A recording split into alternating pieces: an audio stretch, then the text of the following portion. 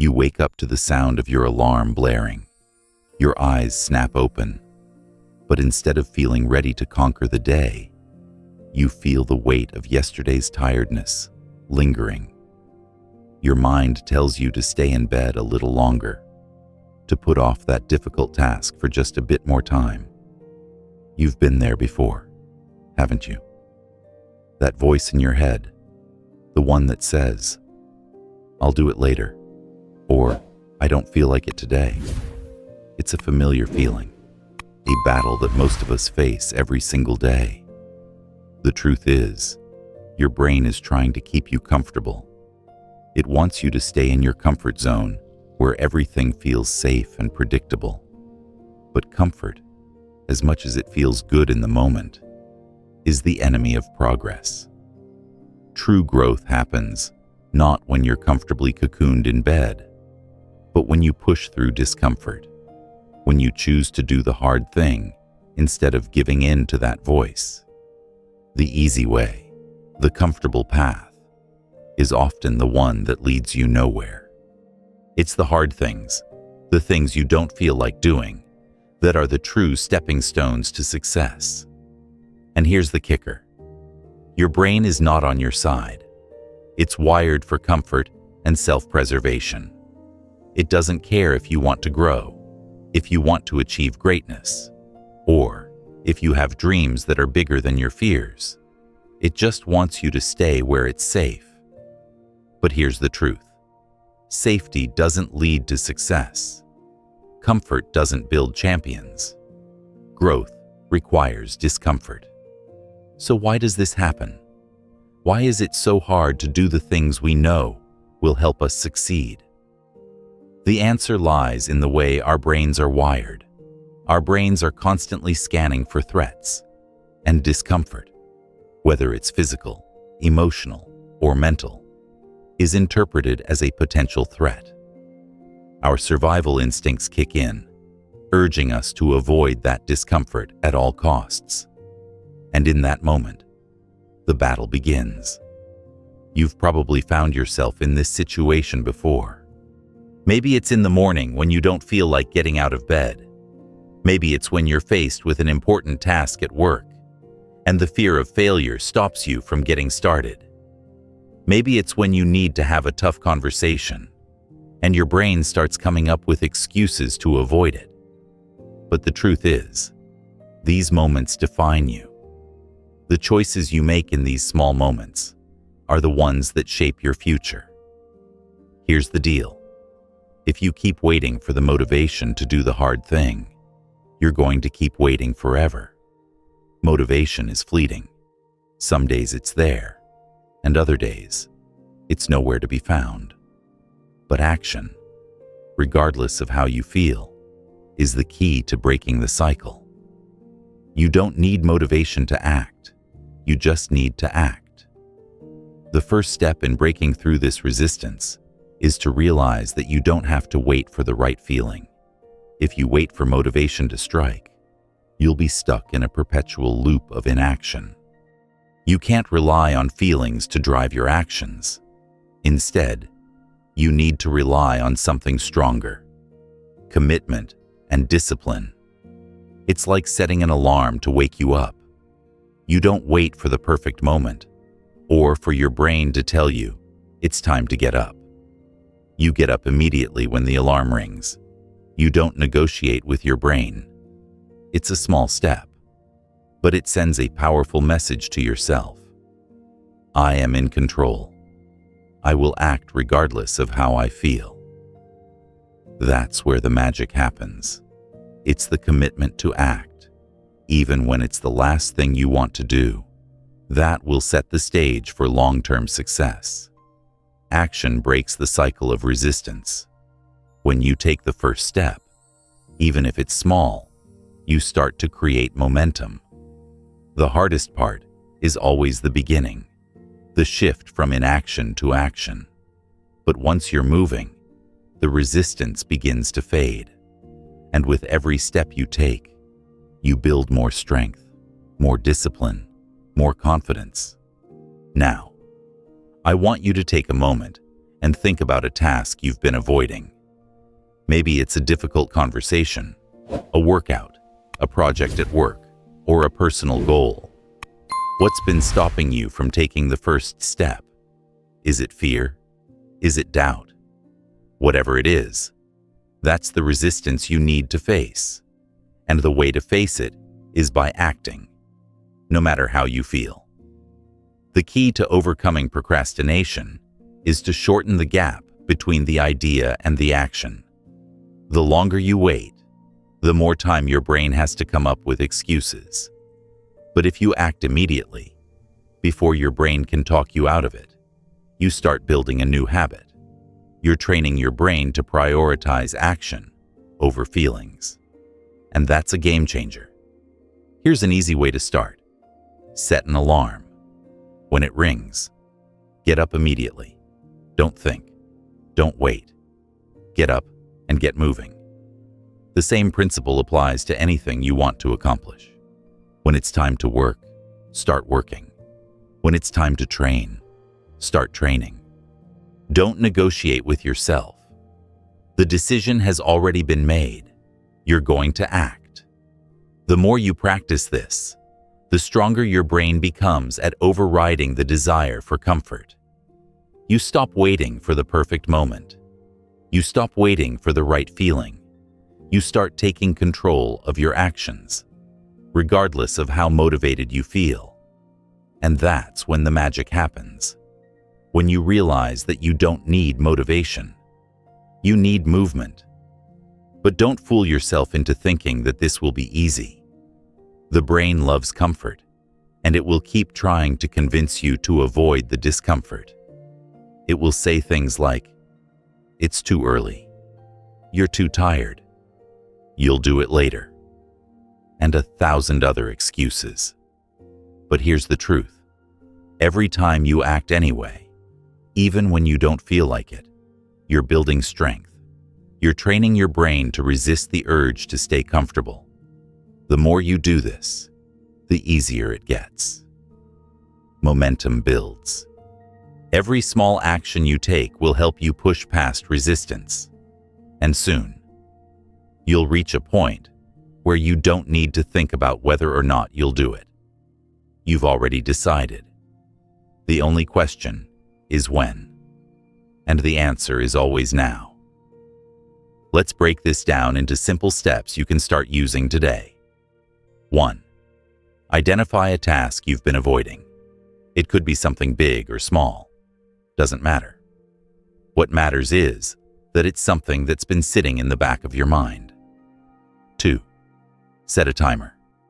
Give yourself 5 minutes to start. It doesn't have to be perfect. Just begin. 3. Do the task for 5 minutes, even if you don't feel like it, even if you don't have the energy. Start anyway. 4. Celebrate the small victory. You took action, and that's the real win. The key is consistency. You don't need to do everything at once, but you need to start. And once you start, keep going. Small steps every day, no matter how you feel, will get you where you want to be. Remember, it's not about motivation, it's about commitment. And commitment means deciding to act even when it's hard. The more you do this, the more it becomes a part of who you are. You're no longer someone who waits for the right moment. You're someone who creates the right moment. You're someone who takes action. It starts now, right here. No waiting, no excuses, just act. So, you've started to take action. You've begun the journey of fighting your brain's natural resistance. And while that's a powerful first step, the real work comes after that initial momentum. It's easy to start something when you're excited or feel inspired. But what happens when the excitement fades? What happens when you're no longer motivated, when you're tired, or when life throws distractions your way? That's when true discipline is built. Let's be real for a second. Motivation is a fleeting emotion. It comes and goes, often at the most inconvenient times. One day, you're feeling unstoppable, ready to conquer the world. The next, you can't find the energy to get out of bed. This is why waiting for motivation to do something will always leave you stuck. You can't rely on feelings. You have to rely on actions. This is where the real difference between people who succeed and those who don't comes into play. The people who achieve long-term success don't rely on motivation. They rely on habits and discipline. They've trained themselves to show up even when they don't feel like it. And they do it over and over again, regardless of the circumstances. The difference between motivation and discipline can be seen in the way people approach tasks. Motivation says, "I'll do it when I feel like it." Discipline says, "I'm doing it, whether I feel like it or not." Motivation is an emotional state. It's unreliable. Discipline is a system. It's dependable. Think about it for a second. What would happen if you treated every task with the same commitment, regardless of your mood? What if, every day, you simply decided that you would show up and do the work, no matter what? This isn't about perfection. It's about consistency. Consistency is the backbone of discipline. So, how do you go from waiting for motivation to being someone who relies on discipline? It starts with a shift in mindset. Instead of seeing hard tasks as obstacles, start viewing them as opportunities for growth. The more you push yourself to do something hard, the more you build resilience. You build mental strength every time you face something uncomfortable and choose to follow through. One key to this shift is creating a routine that supports discipline. A routine takes away the guesswork and the need for motivation. When you follow a routine, you're not relying on your feelings to get things done. You're relying on your plan. A solid routine removes the need to decide what to do next, because you've already decided in advance. Think about the people you admire, those who seem to have it all together. Do they wake up every morning and wonder if they're motivated to do the work? No. They wake up and they do the work. They don't waste energy on whether or not they feel like it. They've created a system, a routine, that makes showing up a non-negotiable part of their day. That's how discipline works. It turns actions into habits. It turns consistency into momentum. And once you build that momentum, it carries you forward, even on the toughest days. The key is showing up, even when it's the last thing you want to do. So, how do you start implementing this into your life? Here are a few practical steps you can begin with. 1. Create a routine that you can stick to. This routine doesn't need to be complicated. Start simple. Pick the most important tasks of the day and commit to doing them no matter what. 2. Set clear expectations. Write down exactly what needs to get done each day. This takes away the mental clutter of decision-making and helps you stay focused on the task at hand. 3. Do the hard thing first. When you start your day by tackling the toughest task, you're setting the tone for the rest of the day. You're not waiting for motivation. You're getting it done first thing. 4. Celebrate your wins. Every time you follow through on your routine, take a moment to acknowledge it. Small wins add up, and they reinforce the habit. Now, let's dive deeper into why this works. Why is routine so powerful? The brain is wired for efficiency. The more you do something, the easier it becomes. When you create a routine, you're training your brain to expect certain tasks at certain times. This reduces decision fatigue. You don't have to waste energy deciding whether you feel like working or not. Your routine already tells you what to do. Let's take the example of someone who commits to working out every morning. In the beginning, it's tough. They have to push through the resistance every single day. But after a few weeks of consistency, it becomes easier. The brain starts associating mornings with movement. The discomfort of getting up early and exercising starts to fade as the routine becomes second nature. This is how habits are formed, through repetition, consistency, and discipline. The more you repeat something, the more automatic it becomes. The key is to keep going, even when it's difficult, when you don't feel like it. That's the moment you need to show up the most, and that's where discipline takes over. But here's the thing. It's not always going to be easy. Life will throw curveballs your way. Some days, you will be tired, distracted, or just not feeling it. That's normal. The difference between those who succeed and those who don't is how they handle these moments. The successful ones are the ones who continue, despite the difficulties. You've probably heard the saying, if you want something you've never had, you have to do something you've never done. That's exactly what building discipline is about. It's about stepping out of your comfort zone, doing things you'd rather avoid, and embracing the discomfort because you know it's making you stronger. When you take the hard path, the path where you're not relying on motivation, but on discipline, you're building something far more valuable than just success. You're building mental toughness. You're training your brain to stay focused, even when the world around you is chaotic. And this is where the real transformation happens. You begin to reprogram your mind. You stop waiting for permission, and you stop waiting for the right moment. Instead, you start taking control of your day, your tasks, and your goals. You're no longer a passive participant in your life.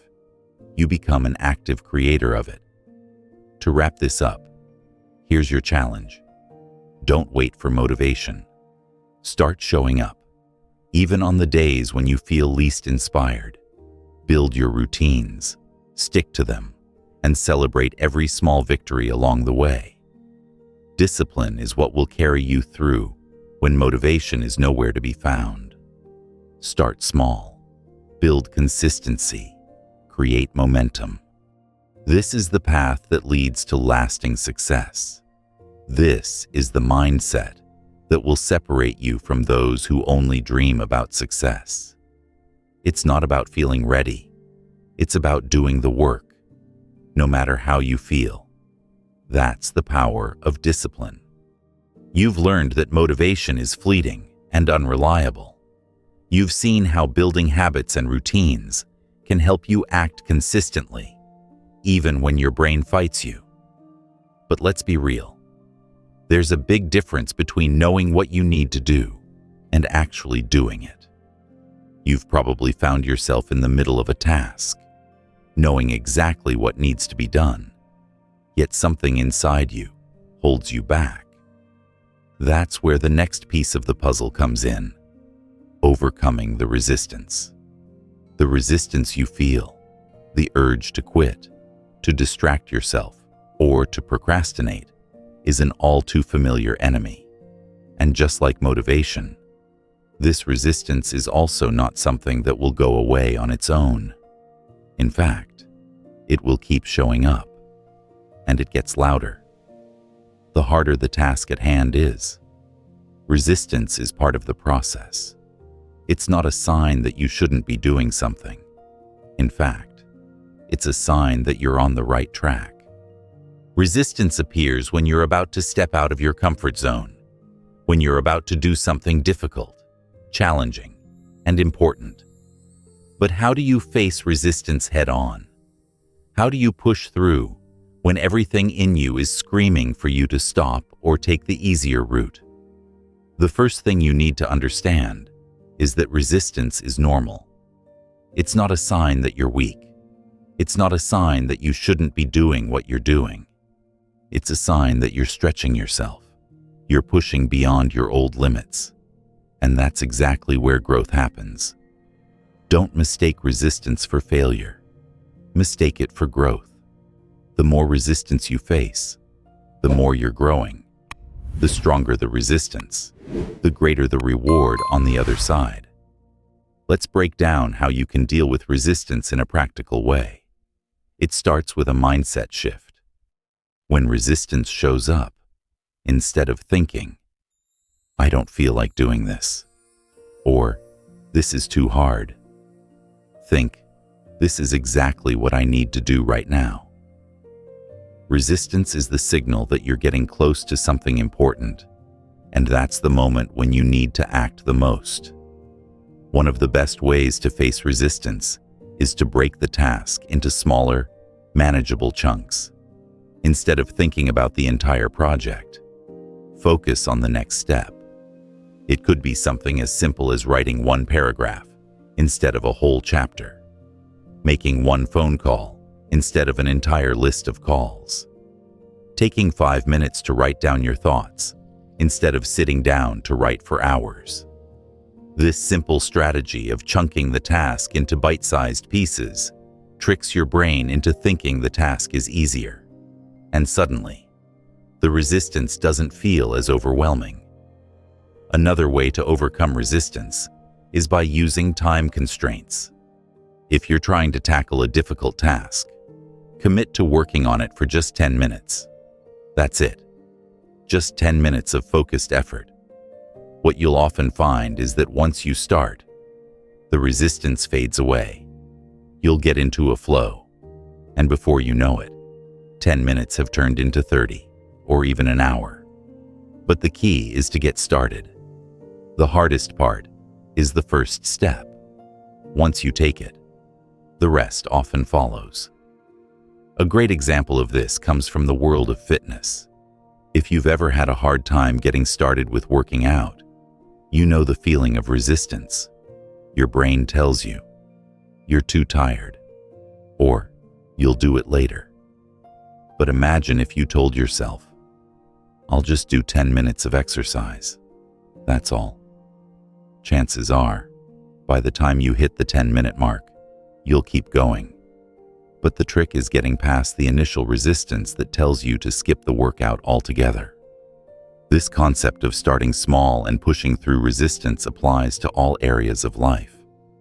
Whether you're tackling a big project, starting a new habit, or working toward a major goal, it's about facing resistance and doing the hard thing even when it feels uncomfortable. But here's the catch. This process is not about perfection. It's not about doing things perfectly every time. It's about consistency and showing up, even when you don't feel like it. It's about proving to yourself that you can push through the resistance, no matter how hard it is. Each time you do this, you build confidence.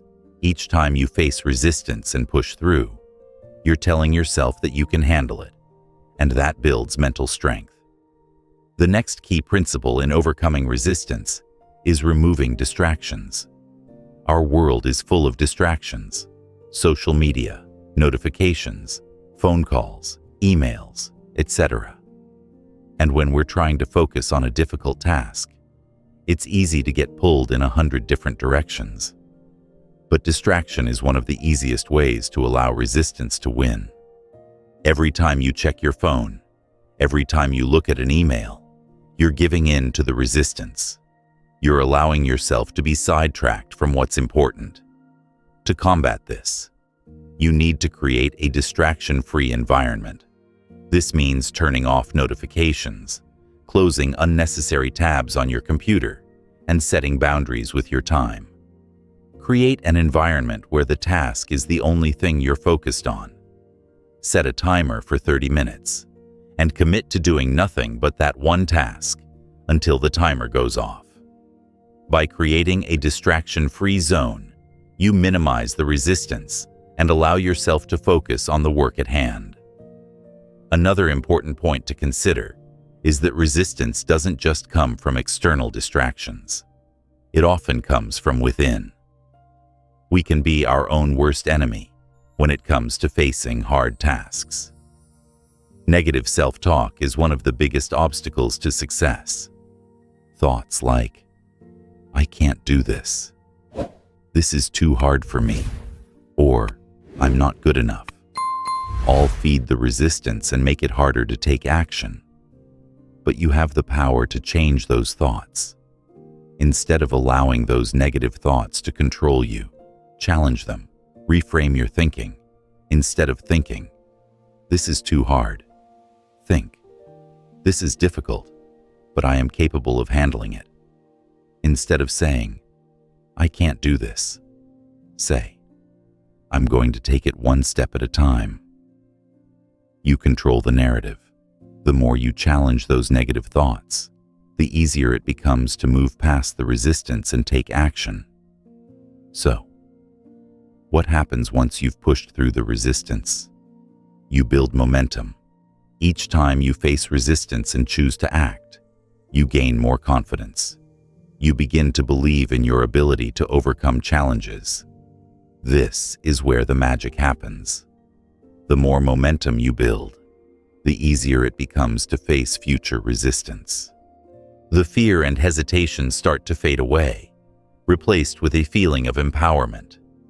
You start to see resistance as a sign that you're on the right path. In conclusion, overcoming resistance is not about avoiding it. It's about learning to face it head-on and pushing through, regardless of how uncomfortable it feels. It's about showing up every single day, even when the brain tries to tell you not to. And every time you do, you get stronger. You build resilience, confidence, and mental toughness. You prove to yourself that you can handle discomfort, and you create a new identity, one of someone who doesn't shy away from challenges, but leans into them. So the next time resistance shows up, don't retreat. Face it. Push through it. That's where growth lives. You've now learned to face the resistance and push through it. But there's another crucial element that will make or break your progress. Consistency. It's the bridge between starting a task and seeing it through to completion. You can't rely on short bursts of energy or motivation to sustain you. True growth and success come from showing up, day in and day out, regardless of how you feel. Let's talk about the reality of consistency. It's not glamorous. It's not about massive breakthroughs or bursts of excitement. It's about doing the work when it's hard, when you're tired, and when you don't feel like it. It's the ability to continue moving forward when the initial excitement has worn off, and all that's left is the quiet grind of daily effort. Here's the problem most people face. They treat consistency as an afterthought. They think they'll get around to it when the time is right, or when they feel more inspired. But here's the hard truth. There is no right time. There's no magical moment when you'll suddenly feel ready to put in the work. If you're waiting for motivation, you're setting yourself up for failure. Consistency is built on the small decisions you make every day to show up and do the work, no matter how you feel. So, what makes consistency so important? Let's break it down. 1.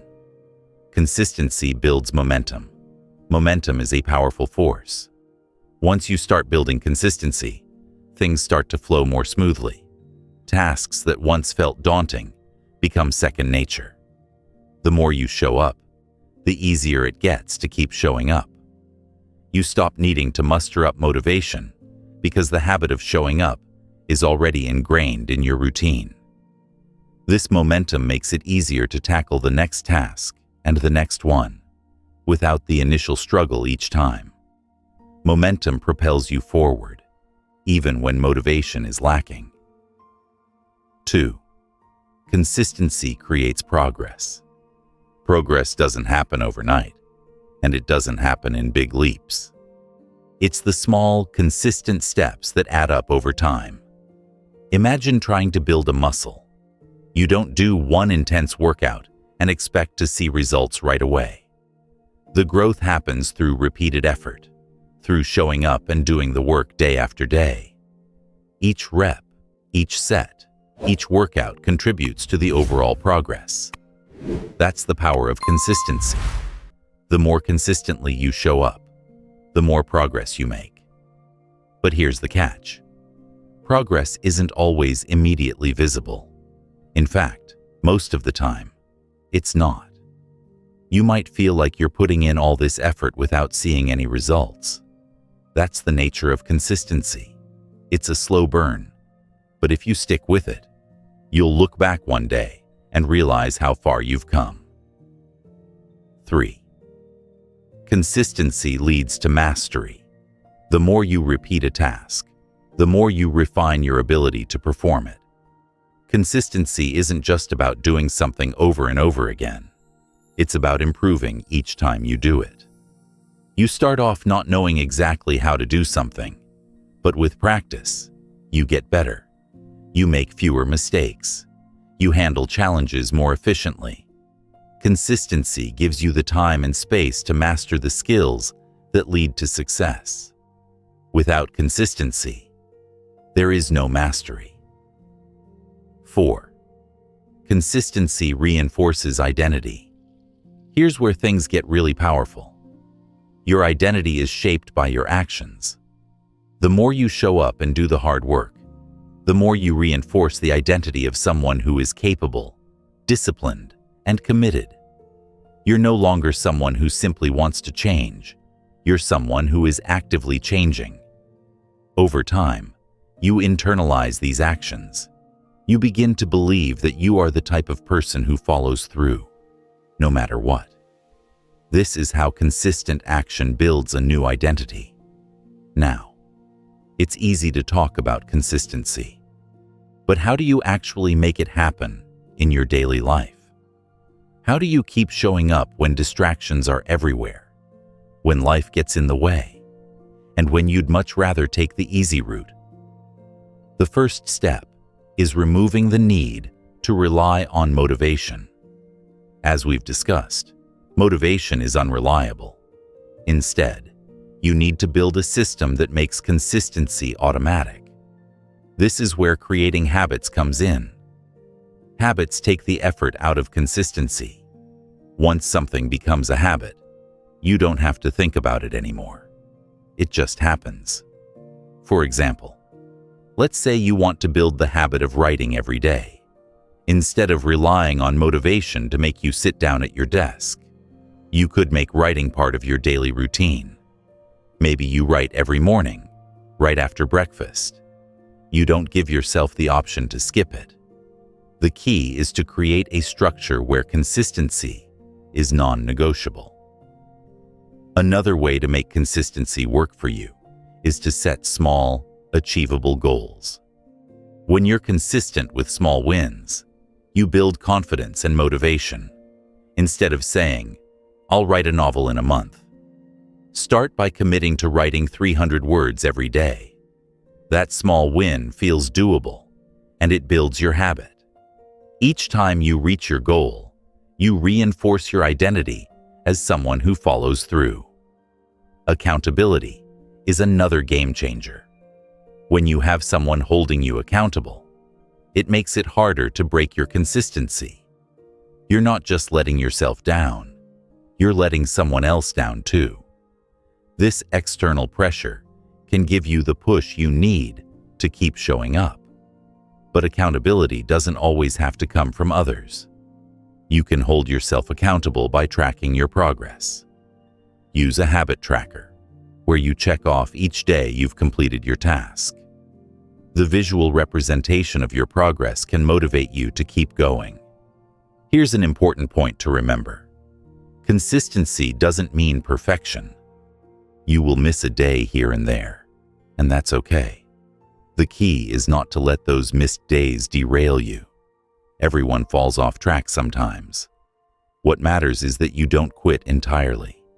If you miss a day, get back up and keep going.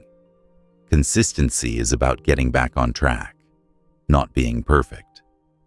Let's also talk about how consistency applies to long-term goals. Building consistency isn't just for small daily tasks. It's for big goals too. Maybe you have a dream of writing a book, building a business, or getting in the best shape of your life. These things won't happen overnight, but they can happen if you commit to the process.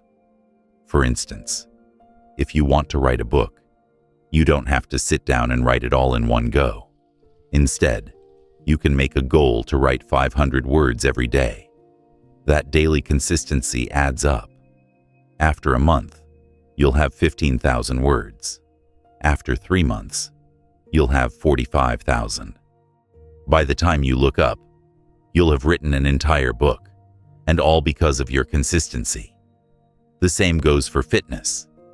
If you want to lose weight or get stronger, you don't need to go to the gym for 2 hours every day. Instead, commit to a 30-minute workout 3 times a week. Over time, you'll see progress. That consistent effort is what will get you to your goal. The bottom line is that consistency is the foundation of all success. Whether you're building habits, mastering a skill, or achieving a long-term goal, it's the small daily actions that lead to monumental results. Don't expect a quick fix. Expect the hard work. And when you show up every day, even when you don't feel like it, you'll find that success becomes inevitable. Now that you've grasped the importance of consistency, let's take a deeper dive into the next piece of the puzzle: embracing discomfort. If you're serious about getting things done, about living a life of purpose, and about breaking through resistance, then discomfort is going to be a constant companion. But rather than avoiding it or shrinking away from it, the goal is to lean into discomfort and use it as fuel for your growth. Let's be clear. Discomfort isn't a sign that you're doing something wrong. In fact, it's often the opposite. Discomfort is the evidence that you're doing something right, that you're pushing yourself to the edge of your comfort zone, and that you're growing. It's the natural byproduct of transformation. You can't become a stronger version of yourself without facing discomfort head-on. So how do you embrace discomfort without letting it control you? First, acknowledge that discomfort is a necessary part of growth. Every time you feel that unease, that hesitation, or that fear bubbling up, remember that it's simply your brain trying to protect you. It's trying to keep you in the safety of the familiar, the comfortable, and the known. But what's on the other side of discomfort? Growth. Every time you push through discomfort, you expand your boundaries. You prove to yourself that you can handle more than you thought possible. If you want to change your life, it's going to require you to step into those moments of discomfort. It's going to require you to act, even when you don't feel like it. The problem with most people is that they let discomfort be the deciding factor in whether they take action. If they feel uncomfortable, they stop. If they feel scared, they retreat. But if you only take action when it's comfortable, you're going to be stuck forever. Let's take a moment and think about the times when you've felt discomfort in the past. Maybe it was a difficult conversation you didn't want to have, an important decision you were afraid to make, or a task you didn't want to tackle. The thing is, the longer you avoid discomfort, the stronger it becomes. What was once a small wave of unease grows into a mountain of fear and self-doubt. You start making excuses, rationalizing, and finding ways to avoid the very thing you know you need to do. But what if you could turn discomfort into a tool for progress? What if you could look at that fear and say, "This is exactly what I need to do right now"? That's when real change happens. Discomfort is not the enemy. It's your ally in the journey toward growth. Use it. The second step is to start reframing your perspective on discomfort. Instead of seeing it as something to avoid, see it as an opportunity to learn and grow. Discomfort is simply your mind and body telling you that you're stretching beyond your current limits. And when you stretch, you get stronger. The more you lean into discomfort, the easier it becomes to handle in the future. It's like building a muscle. The more you work it, the more capable you become. For example, let's say you're starting a new habit, like waking up earlier or working out every day.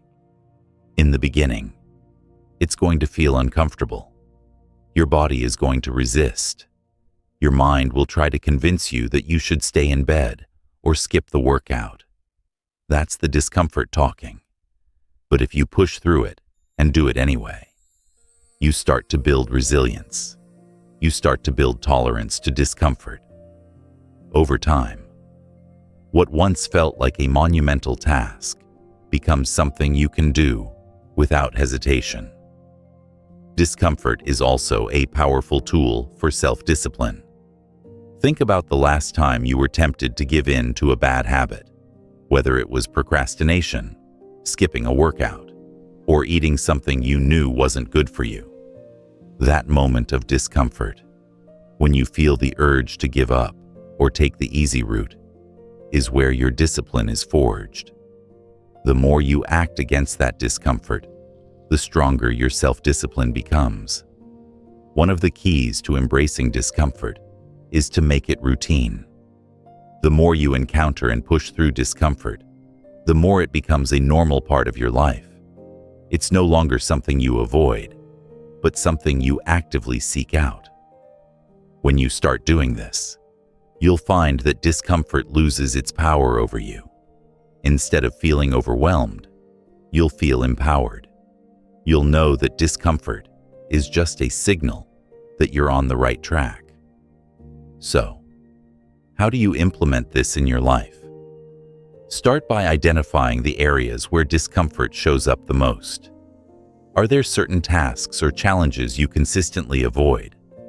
Are there things you're scared to do, but know they're necessary for your growth? Take one of these areas and make it your target.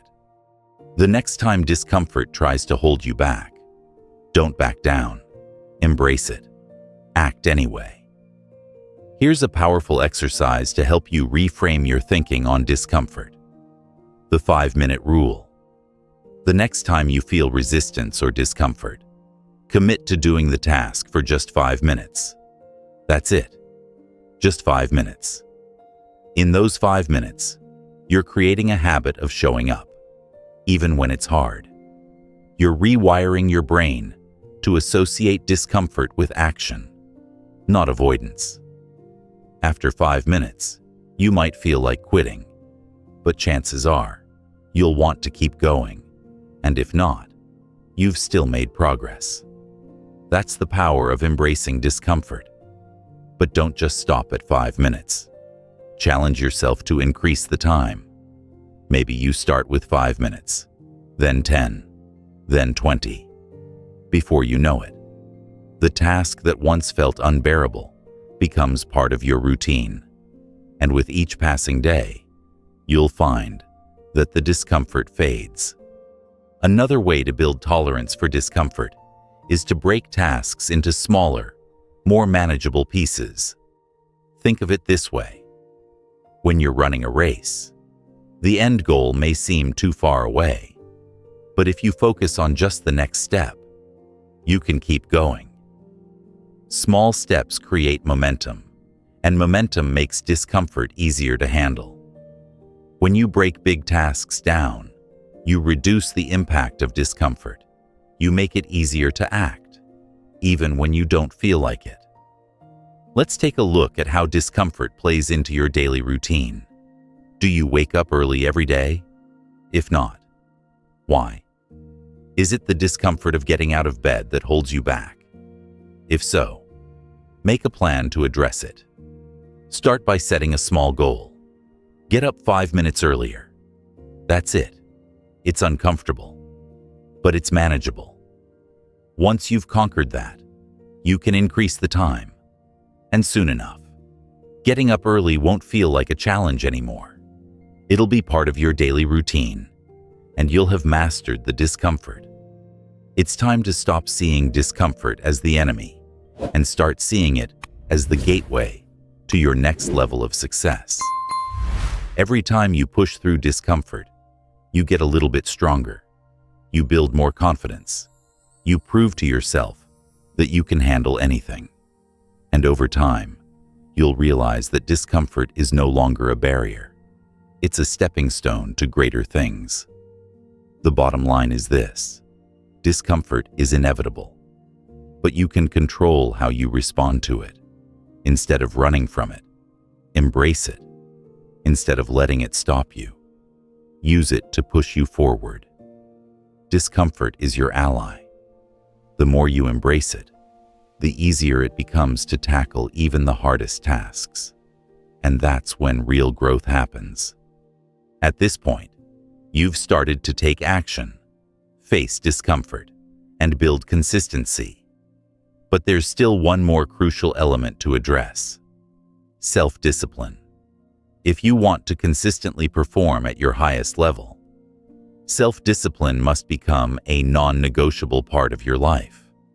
Without it, everything we've discussed so far, action, consistency, discomfort, will eventually crumble under the weight of your excuses. Let's break down why self-discipline is so important. Self-discipline is the foundation upon which everything else is built. It's the ability to take consistent action even when it feels hard or inconvenient. It's the strength to follow through when you don't feel like it. And it's the internal control that keeps you moving forward, even when external circumstances try to pull you in different directions. The problem with relying on motivation alone is that it's fickle. Motivation can't be trusted. It's a fleeting feeling. It may show up one day and disappear the next. But self-discipline is something you can control. Motivation might get you started, but self-discipline is what keeps you going. The good news is, self-discipline can be developed. It's not something you're born with, and it's not something that magically appears overnight. Self-discipline is like a muscle. The more you use it, the stronger it gets. And just like any muscle, it needs to be trained. So, how do you build self-discipline? It starts with small, manageable commitments. Start by setting up routines that you can stick to, no matter how you feel. This is where the magic happens. When you commit to doing something every day, whether it's working out, writing, or completing a task at work, you're training your mind to follow through. And each time you follow through, you strengthen your self-discipline. Think about it.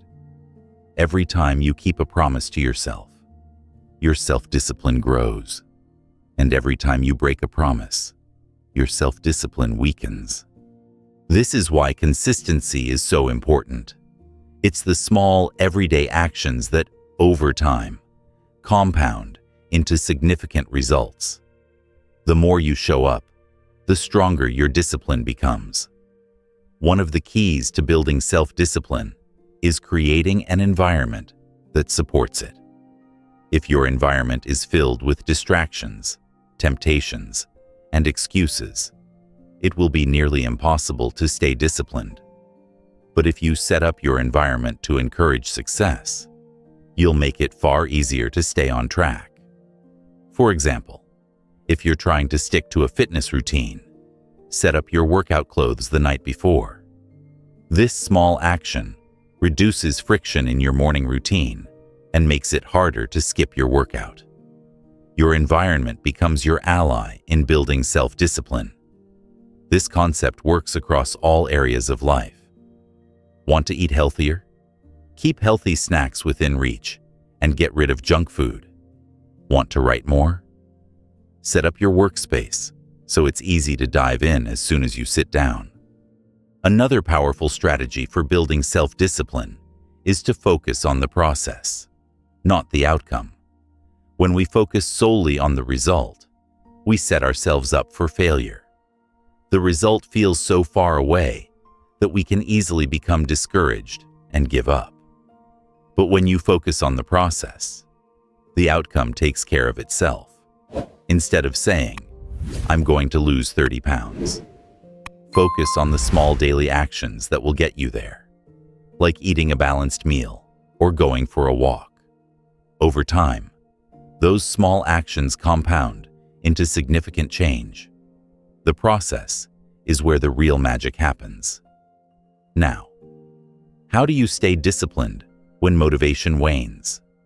This is where it gets tricky, because you'll hit points where it feels like the work is never ending, and you might feel like quitting. But remember, this is where self-discipline shines. The key is to keep showing up, even when you don't feel like it. One simple way to stay disciplined is to build a no excuses mentality. Every time you feel the urge to make an excuse, call yourself out on it. When your brain says, "I'm too tired today," remind yourself that self-discipline is built when you push through that voice. When you hear, "I'll do it tomorrow," fight that impulse and make today the day. When you take action despite the excuses, you reinforce your self-discipline. Another helpful approach is to reward yourself for staying disciplined.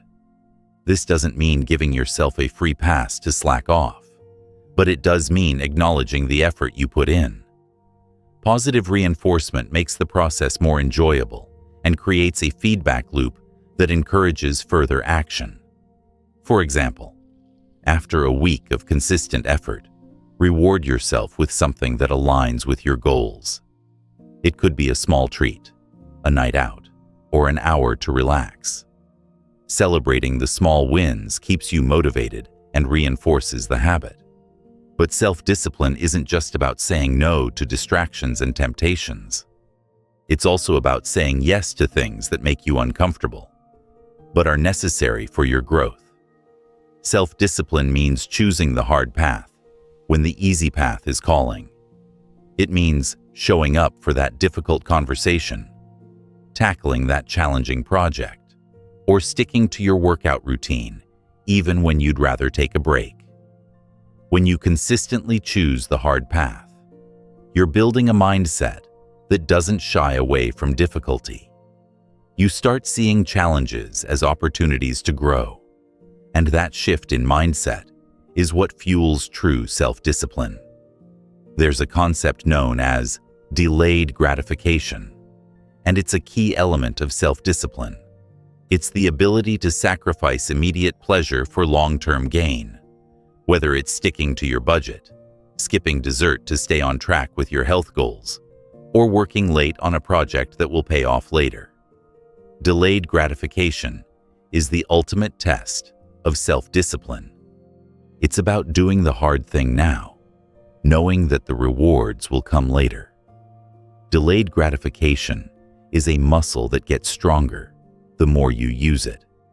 And once you begin to develop this ability, you'll start to see long-term success in every area of your life. Self-discipline and delayed gratification work hand in hand to help you achieve your goals. Here's a simple but powerful reminder. Discipline is freedom. The more disciplined you are, the more control you have over your life. Self-discipline is the ultimate form of self-respect because it allows you to control your actions, your time, and your destiny. When you follow through on your commitments, you don't need to rely on luck or external motivation. You are the one in control, and that is where true power lies. Now, let's break it down with a few concrete steps to help you build and maintain your self-discipline. 1. Set clear, actionable goals. It's hard to stay disciplined if you don't know exactly what you're working toward. Break down big goals into smaller, achievable steps and focus on completing one step at a time. 2. Create systems to support your goals. Design your environment and habits so that success is the easiest option. If you want to eat healthier, stock your kitchen with nutritious food. If you want to be more productive, create a dedicated workspace, free from distractions. 3. Use accountability to stay on track, whether it's a friend, a coach, or a self-monitoring system like a habit tracker. Holding yourself accountable will keep you from slacking off. 4. Build discipline through repetition. The more you show up, the easier it gets. Discipline is a result of consistency, so make a commitment to show up every day, even if it's just for a few minutes. 5. Practice delayed gratification. Make small sacrifices now for bigger rewards later. This will train your brain to prioritize long-term success over immediate pleasure. Remember, self-discipline is not a one-time decision. It's a lifelong practice. It requires patience, persistence, and a willingness to face discomfort. But as you continue to build your discipline, you'll start to see the results in every area of your life. Now that you've begun to build your self-discipline, it's time to tackle something that is essential for your growth: creating habits. Building strong habits is like designing the foundation of a house. If the foundation is solid, everything else stands firm. But if the foundation is weak, the structure will crumble under pressure. So, how do you build habits that stick and propel you forward, especially when motivation starts to fade? The first step is understanding that habits don't happen overnight. They are cultivated through consistent action over time, not through bursts of motivation or enthusiasm. In the beginning, you might find it difficult to stay committed. You might feel like the effort isn't yielding immediate results, and you'll likely face moments of doubt. But don't let that discourage you. What you're building now is your future self's strongest asset. It's the foundation for everything else you'll achieve. The power of habits is undeniable. Whether they are positive or negative, your habits shape your life. What you do every day, no matter how small, contributes to the person you are becoming. If you want to be productive, healthy, successful, or just better than you were yesterday, habits are your most powerful tool. The key is to make those habits automatic and sustainable. Let's start with one of the most important habits: showing up. The simple act of showing up consistently is the gateway to success. Whether it's for a workout, a writing session, a work project, or even spending time with loved ones, showing up is the first step toward building a successful habit. Don't get hung up on perfection or results. Just show up. The results will follow. But the most important thing is that you're consistently making the effort. You might be thinking, but how do I keep showing up when I don't feel like it? This is where discipline comes into play. When you commit to a habit, you're committing to the process, not just the results. It's like planting a tree. In the beginning, there's no fruit, no visible sign of growth. But if you keep watering it, giving it sunlight, and taking care of it, eventually, it will bear fruit. The key to sustaining habits is to make them so easy and automatic that they require no thought. This is where habit stacking comes in.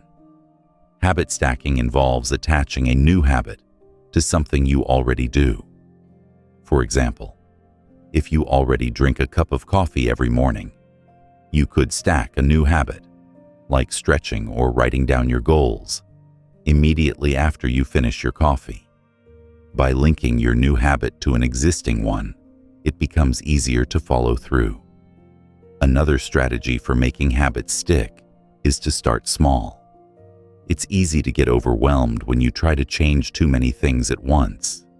Instead of overloading yourself, break down your goals into smaller, manageable actions.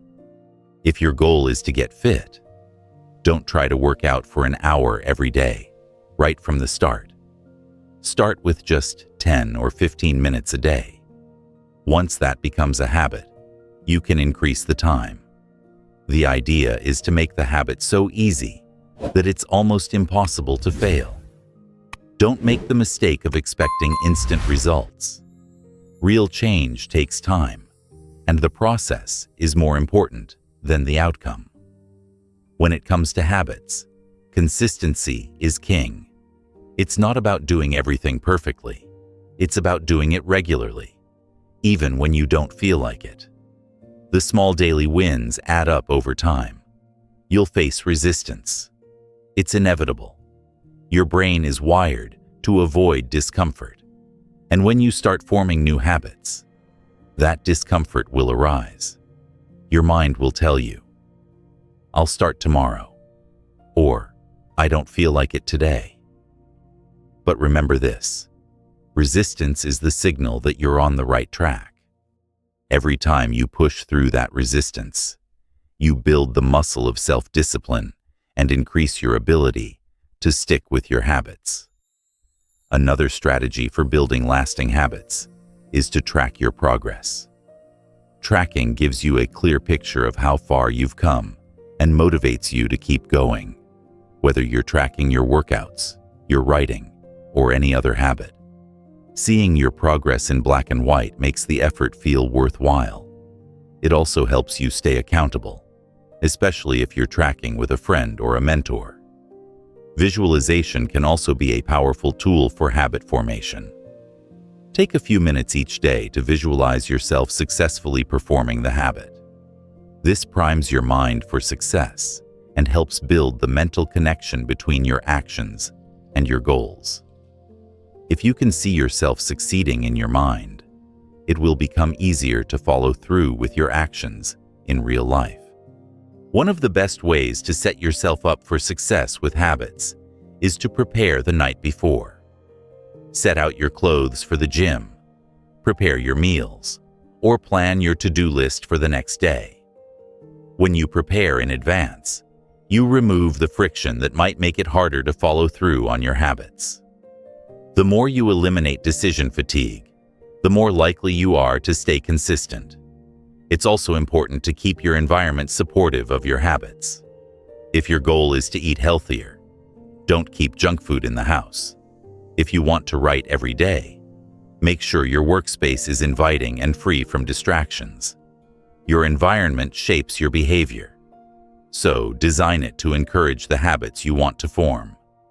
But let's talk about the most important part, the belief that you can change. Many people fail to build strong habits because they don't believe they're capable of making lasting change. You have to start with the belief that you can create new habits and that you are worthy of achieving your goals. Self-belief is the foundation for success. Start by practicing positive self-talk. Remind yourself daily that you are capable of building the habits that will lead you to success. It's normal to face setbacks, but the key is to keep going, no matter what. Habits are not about being perfect. They're about being consistent, showing up, and trusting the process. One of the most powerful things you can do to make habits stick is to reinforce your commitment to them every day. When you make a habit part of your identity, it becomes much easier to stay committed. Instead of saying, "I want to work out," say, "I am a person who works out every day." This shift in identity locks in your habits and makes them feel like a non-negotiable part of who you are. Now, let's get tactical. Let's break it down into actionable steps that you can start using today to build your habits. 1. Pick one habit you want to focus on. Make it something specific and measurable, e.g., "I will read 10 pages of a book every day," or "I will work out for 15 minutes each morning." 2. Start small. Don't overwhelm yourself with a huge goal. Start with a tiny version of your goal and build from there. 3. Habit stack. Attach your new habit to something you already do. If you already drink coffee every morning, take 5 minutes to journal or stretch while you drink it. 4. Track your progress. Use a habit tracker or journal to record your daily efforts. This provides a visual reminder of your commitment and progress. 5. Celebrate small wins. Acknowledge the progress you make along the way, even if it's just showing up and doing the work. 6. Reframe your mindset. Instead of focusing on results, focus on the process.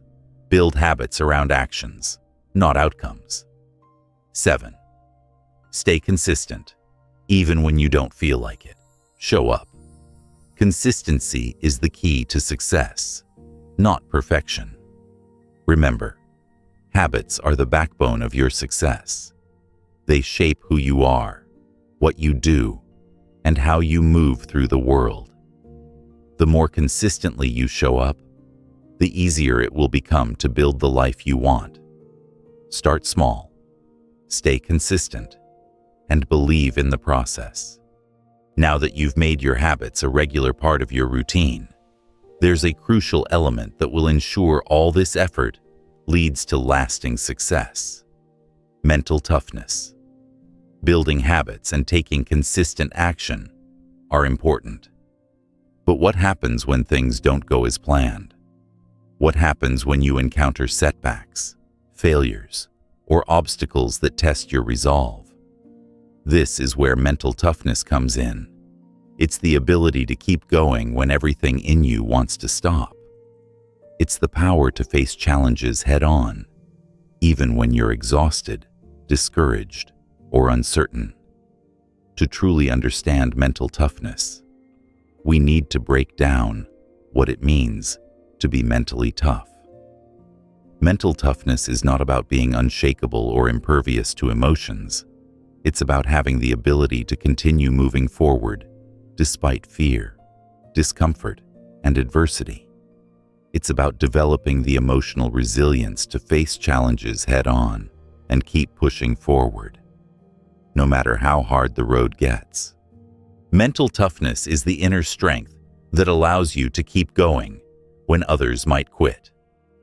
One of the keys to mental toughness is recognizing that challenges are inevitable. No matter how disciplined you are, no matter how strong your habits are, you will face obstacles. You will experience failure, frustration, and disappointment. But here's the truth. Failure is not the end. It's a part of the process. The key is to not let failure define you. Instead, use failure as feedback, as a lesson to learn from, and as a tool to improve. Mental toughness is about reframing failure. It's not a sign of defeat, but an opportunity for growth. Let's dive deeper into how you can build mental toughness, starting with how you view challenges. Most people tend to see difficulties as something to avoid or run from. But mentally tough people see challenges as opportunities. They embrace discomfort because they know it's where growth happens. The truth is, growth rarely happens when we're comfortable. It's when we're pushed outside our comfort zone that we experience the most growth. That discomfort is the birthplace of resilience. The next time you face something difficult, don't shy away from it. Lean into it. Embrace it. Another important aspect of mental toughness is the ability to control your thoughts. How many times have you faced a challenge and immediately thought, "I can't do this," or "This is too hard"? These negative thoughts can easily spiral out of control, leading to self-doubt and a lack of confidence. Mental toughness is the ability to challenge those thoughts and replace them with more empowering ones. Instead of saying, "I can't do this," say, "This is tough, but I can handle it."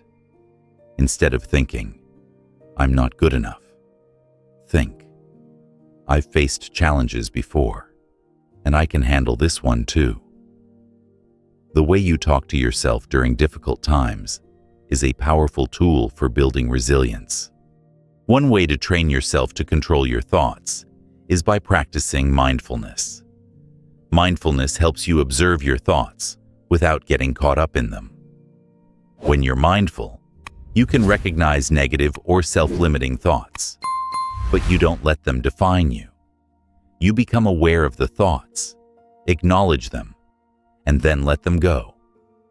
You don't have to believe every thought you have. Just because a negative thought pops into your head doesn't mean it's true. Mental toughness is about not letting those thoughts control you. Visualizing success is another powerful tool for building mental toughness. When you visualize overcoming a challenge, your mind begins to create neural pathways that reinforce that success. The more vividly you visualize yourself succeeding, the more your brain starts to believe that success is possible.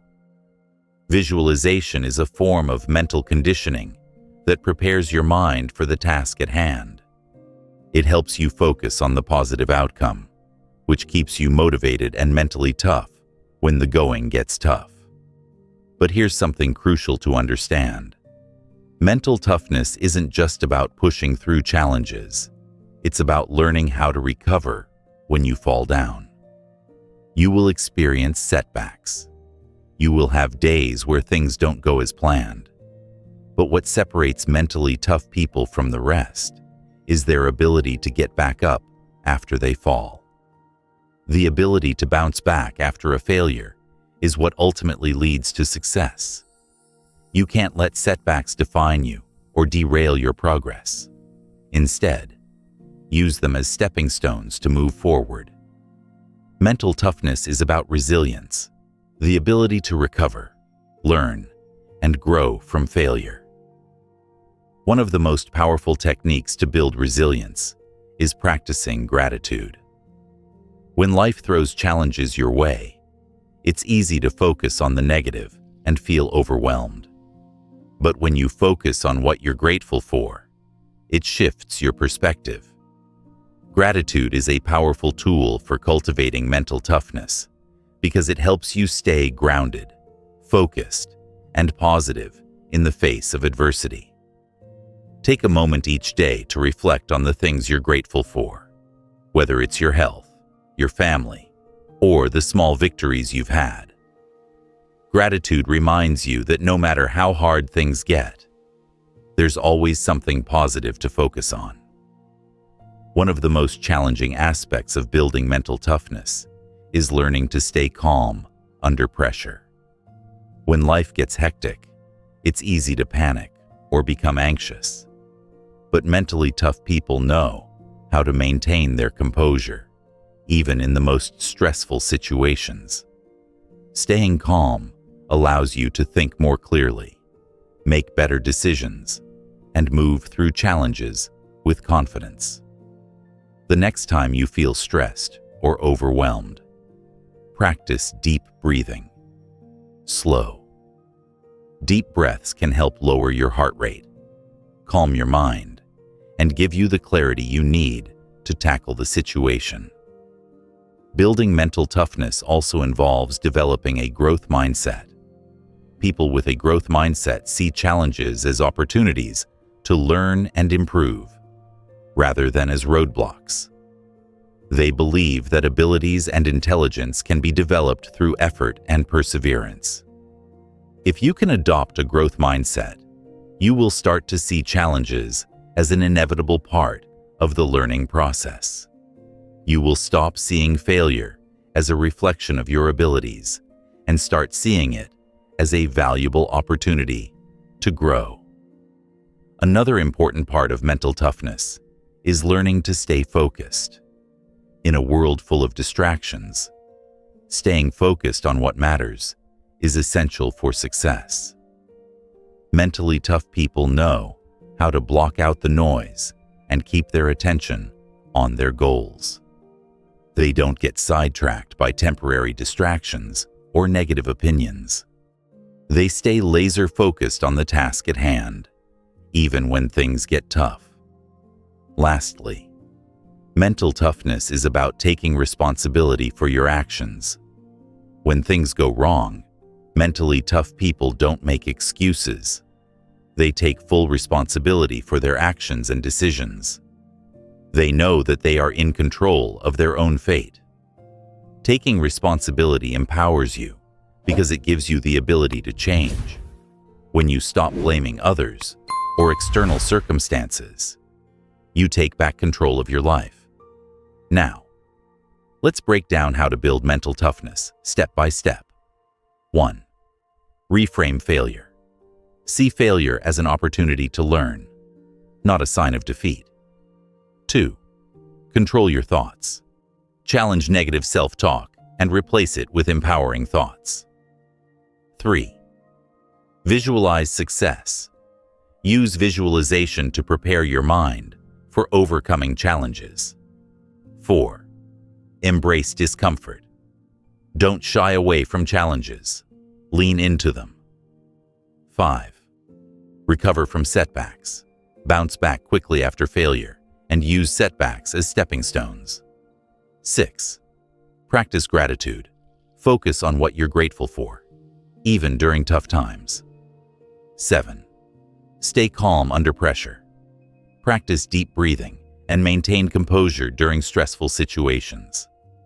8. Develop a growth mindset. See challenges as opportunities to learn and grow. 9. Stay focused. Block out distractions and keep your attention on your goals. 10. Take responsibility. Own your actions and decisions, and stop making excuses. Building mental toughness is a journey, but it's a journey that pays off. It allows you to move through life with confidence, knowing that no matter what challenges arise, you have the inner strength to handle them. When you build mental toughness, you create a foundation of resilience that will support you through every obstacle and every setback. So, when life gets tough, remember this: you've got this. Keep pushing forward. As you build mental toughness and solidify your habits, there's one more key component that will solidify your foundation for lasting success: embracing discomfort. In our culture, we've been taught to avoid discomfort at all costs. We strive for comfort, ease, and a stress-free existence. We build our lives around the idea of minimizing discomfort, whether it's physical, emotional, or mental. But here's the hard truth: real growth lies on the other side of discomfort.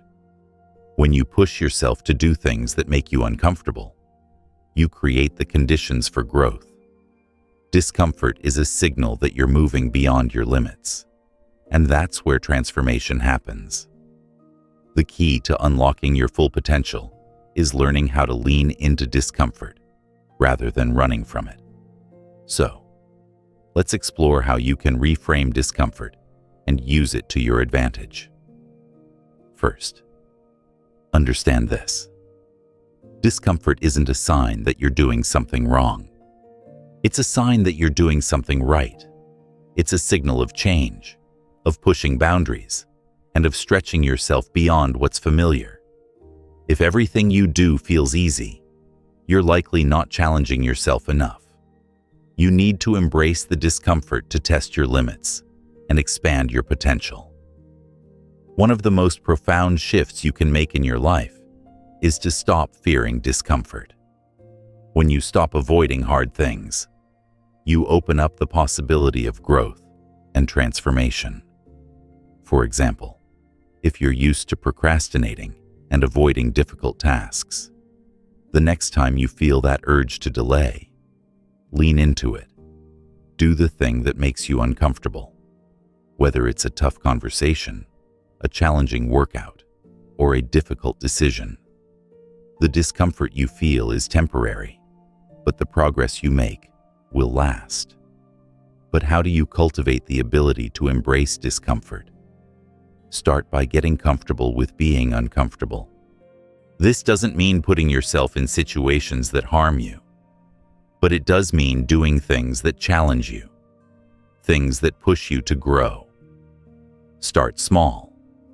If you're not used to exercising, commit to just 10 minutes a day. That initial discomfort will fade as you build your tolerance and strength. Another powerful way to embrace discomfort is to practice exposure. If you're afraid of public speaking, start by practicing in front of a mirror. Then, graduate to speaking in front of a friend, and eventually work your way up to larger audiences. Exposing yourself to the discomfort repeatedly will desensitize you to it. Over time, the things that once felt terrifying will become second nature. You'll start to see discomfort as a tool for growth, rather than something to avoid. Another method to embrace discomfort is to create a discomfort challenge for yourself. Every week, choose one thing that makes you uncomfortable and commit to doing it. This could be something as simple as getting out of bed immediately when your alarm goes off, making a difficult phone call, or engaging in a conversation that you've been avoiding. By setting challenges for yourself, you actively train your brain to seek out discomfort as a growth opportunity. One thing to remember is that discomfort doesn't only come in the form of physical challenges. Often, the most difficult discomfort is emotional. This kind of discomfort is related to our fears, insecurities, and doubts. For example, you might feel discomfort when pursuing a new career or starting a business because it involves stepping into the unknown. But this emotional discomfort is a sign that you're breaking free from old patterns and creating something new. Let's take a deeper look at the role of fear in discomfort. Fear is often the driving force behind the avoidance of discomfort. When we feel fear, our instinct is to run, hide, or withdraw. But fear isn't the enemy. It's a sign that you're doing something that matters, something that's outside your comfort zone. Fear and discomfort often walk hand in hand. The key is to push through the fear and keep moving forward. Consider a time when you faced fear head on. Maybe it was the first time you gave a public speech or took a big risk in your life. How did you feel before? Probably nervous, scared, or uncertain. But once you took action, the fear began to subside. This is what happens when you face discomfort head on. The more you face fear and discomfort, the easier it becomes to navigate. You realize that the fear doesn't define you. It's just a signal that you're on the right path. Here's another important aspect to understand about discomfort. It's temporary. In the moment, it can feel overwhelming. But if you sit with it long enough, you'll find that it eventually passes. Discomfort is a passing wave, not a permanent state. The longer you can sit in discomfort without running from it, the more powerful you'll become. Every time you push through, you build resilience. Every time you face discomfort, you become more equipped to handle the challenges that come your way. Let's talk about how to handle the discomfort that comes with long-term goals. Long-term goals are inherently uncomfortable because they require sustained effort over time. The key to success with long-term goals is to focus on consistent action, no matter how small. If you're trying to lose weight or build a business, it's not about making drastic changes all at once. It's about showing up every day, doing the hard work, and embracing the discomfort of the process. There will be days when you feel like quitting. There will be times when the discomfort feels unbearable. But this is where mental toughness comes in. When the going gets tough, you need to remind yourself of your long-term vision. Visualize the life you want to create. Use that vision as fuel to push through the discomfort. Every step you take is moving you closer to the life you want, and discomfort is just the price you pay for growth. Here's a powerful reframe for discomfort. Discomfort is an indicator of growth, not something to avoid. The next time you feel uncomfortable, ask yourself, what am I learning from this experience? How is this discomfort shaping me into the person I want to be? When you start to see discomfort as a sign of progress, you'll begin to approach challenges with a whole new mindset. If you truly want to transform your life, you must learn to embrace discomfort. Stop running from the hard things. Instead, lean into them, knowing that on the other side is the version of yourself you're working toward. Discomfort is where growth happens. It's the breeding ground for resilience, perseverance, and success. So, don't just endure discomfort. Embrace it. Make it a part of your daily life. Let it propel you forward. In summary, embracing discomfort is one of the most powerful habits you can cultivate. Discomfort is your signal that you're on the edge of growth. Every time you face discomfort head-on, you become stronger, more capable, and more resilient. So the next time you feel discomfort creeping in, don't shy away from it. Embrace it. Lean into it. That's where the magic happens.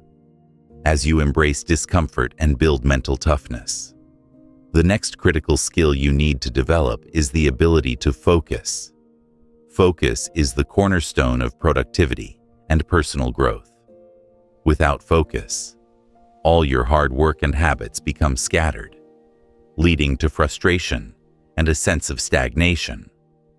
But when you develop laser-like focus, you can achieve almost anything you set your mind to. In today's world, distractions are everywhere, from notifications on your phone to the constant buzz of emails and social media updates. It's easier than ever to lose focus. But here's the truth. Every time you give in to distractions, you're taking your focus away from what really matters. This constant shifting of attention not only drains your energy, but also prevents you from making meaningful progress toward your goals. Let's start by defining focus.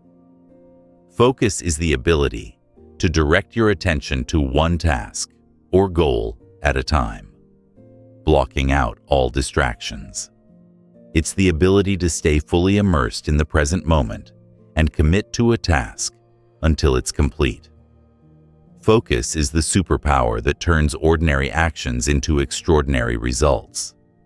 Whether you're working on a project, studying, or simply trying to build a new habit, focus is what allows you to give your best effort and achieve your highest potential. The first step in mastering focus is eliminating distractions. Distractions are the silent killers of productivity. They pull you away from your goals, causing you to waste time and energy.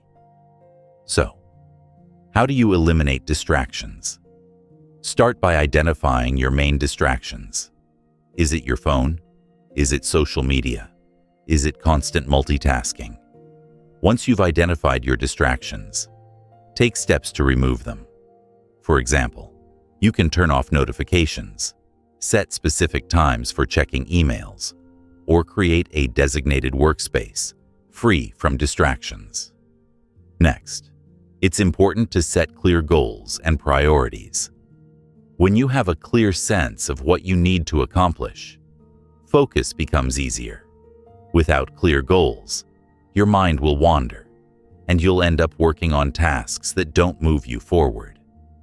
Take time to define your priorities and break your tasks into smaller, manageable steps. This will give you a clear roadmap of what needs to be done, making it easier to stay focused and on track. Another strategy to improve focus is practicing time blocking. Time blocking is a method where you allocate specific blocks of time to work on a particular task or project. For example, you might block out 60 minutes in the morning to work on a creative project, followed by 30 minutes of focused emails. By creating these dedicated time slots, You can immerse yourself fully in the task at hand and avoid the temptation of distractions. In addition to time blocking, another powerful technique to increase focus is the Pomodoro technique. This method involves working in focused intervals, usually 25 minutes, followed by a 5-minute break. After 4 cycles, you take a longer break. The Pomodoro technique is effective because it helps you stay mentally fresh and sharp. It's easy to get overwhelmed by long tasks, but breaking them into smaller chunks makes the work feel more manageable. You'll be surprised at how much you can accomplish when you stay focused for short periods of time, with regular breaks to recharge. The key to staying focused is to avoid multitasking. Multitasking is a myth. Studies have shown that trying to juggle multiple tasks at once actually reduces productivity and increases errors. When you focus on one task at a time, you give it your full attention, leading to better results. Focusing on one thing at a time allows you to work more efficiently and with higher quality. Now, let's talk about the mental discipline required to sustain focus over time. Building focus is like building a muscle. It requires consistent practice. It's easy to focus for a few minutes, but the real challenge is maintaining focus for longer periods of time. Here's a simple strategy to build this mental discipline. Start small. If you find it difficult to stay focused for long periods, start by focusing for just 10 minutes at a time. Gradually increase the duration as your concentration improves. Over time, your brain will become more conditioned to focus for longer stretches without feeling fatigued. Another way to enhance your ability to stay focused is by practicing mindfulness. Mindfulness helps you become more aware of your thoughts and the distractions that pull you away from your work. When you practice mindfulness, you train your brain to notice when your mind starts to wander and gently bring your attention back to the task at hand. Mindfulness can be especially helpful when you're working on complex or mentally demanding tasks, because it teaches you to stay calm, focused, and present in the moment. The next step in mastering focus is learning to embrace boredom. This might sound counterintuitive, but hear me out. In a world full of constant stimulation, we've become conditioned to avoid boredom. We constantly seek out new distractions to keep our brains engaged. But boredom is actually a powerful tool for building focus. When you can sit with boredom without reaching for your phone or other distractions, you train your brain to be comfortable in the absence of external stimulation. Boredom forces you to tap into your inner resources, which helps you stay focused for longer periods. Another key factor in maintaining focus is taking care of your body and mind. Mental clarity and focus are closely linked to physical health.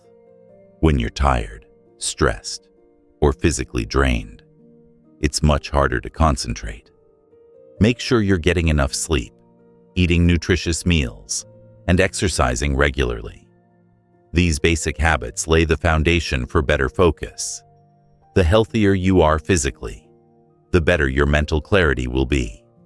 Rest is just as important as focus.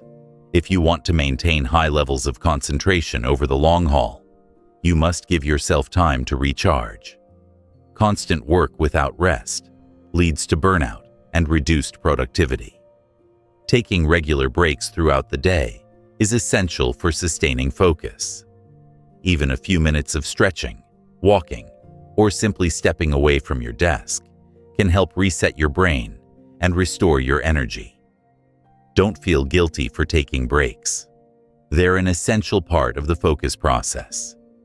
As you develop your ability to focus, you'll begin to notice a shift in how you approach your goals. You'll become more productive, more efficient, and more confident in your abilities. When you combine focus with the other habits we've discussed, embracing discomfort, building mental toughness, and committing to your goals, you create a powerful momentum that propels you forward. You'll be able to tackle even the most difficult challenges with ease and perseverance because you've developed the mental discipline needed to stay on track. Here's a final thought.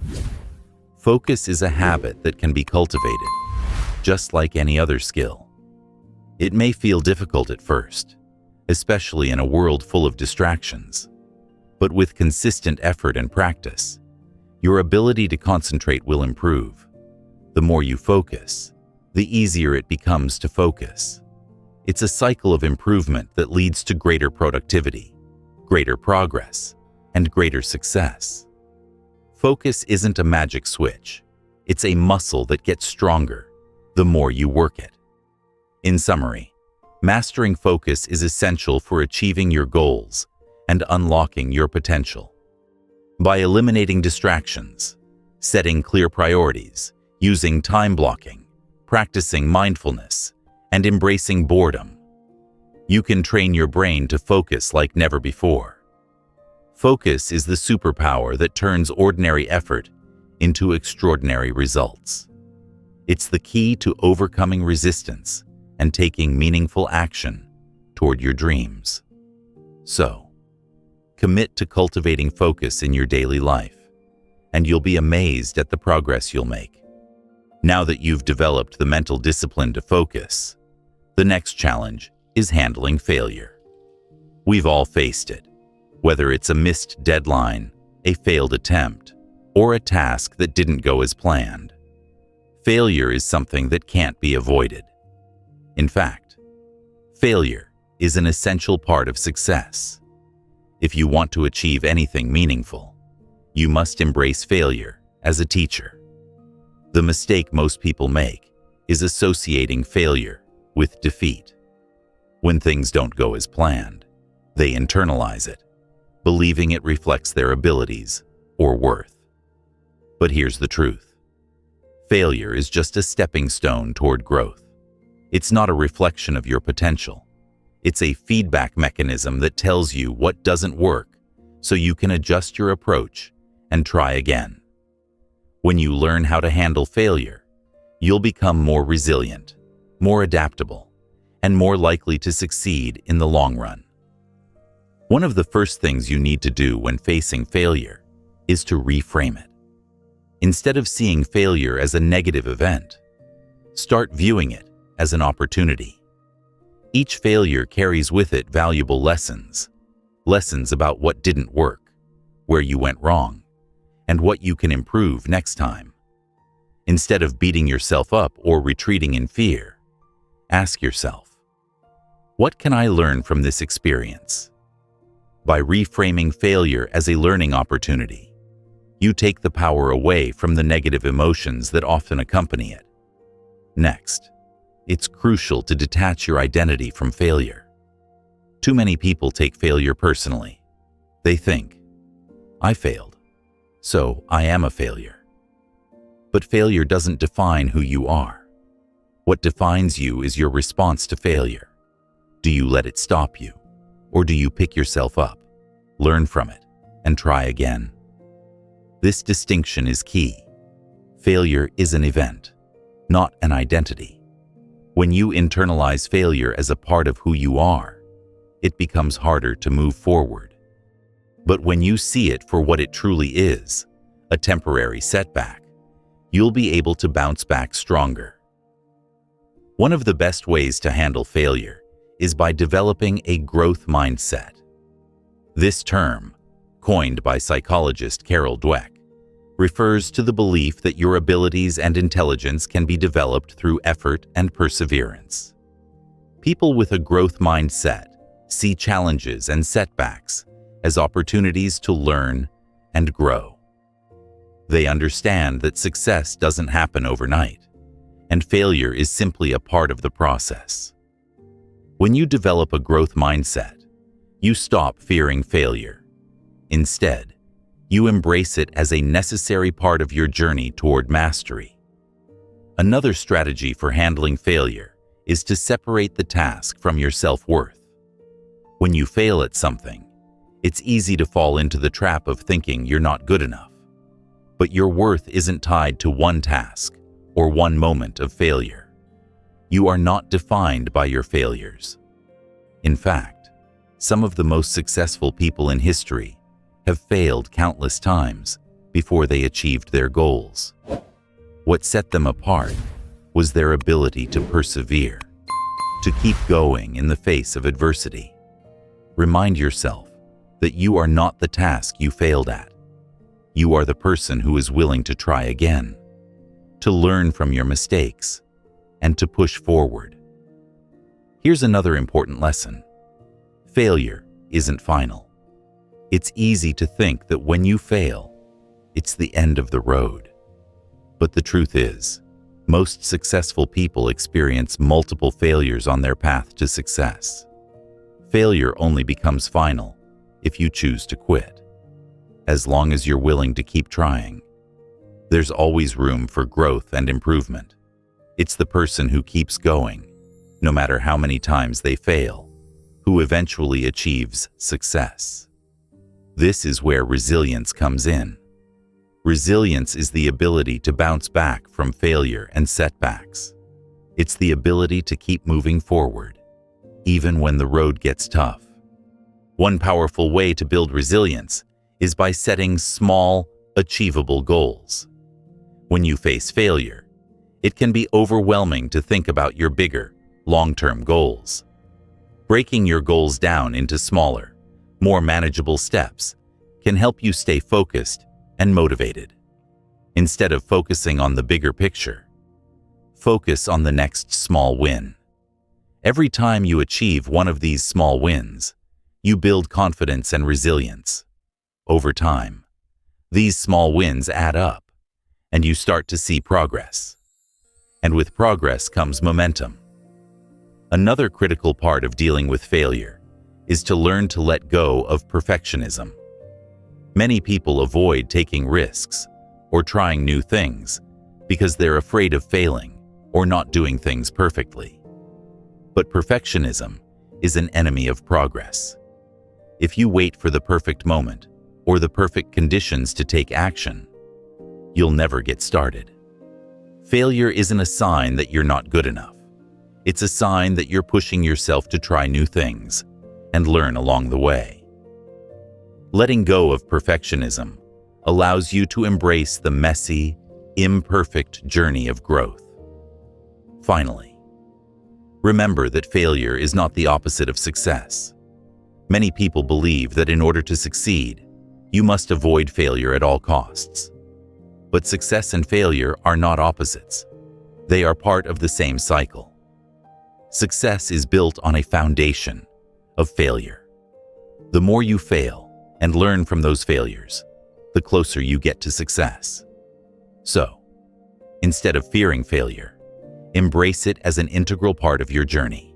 Each failure is one step closer to success.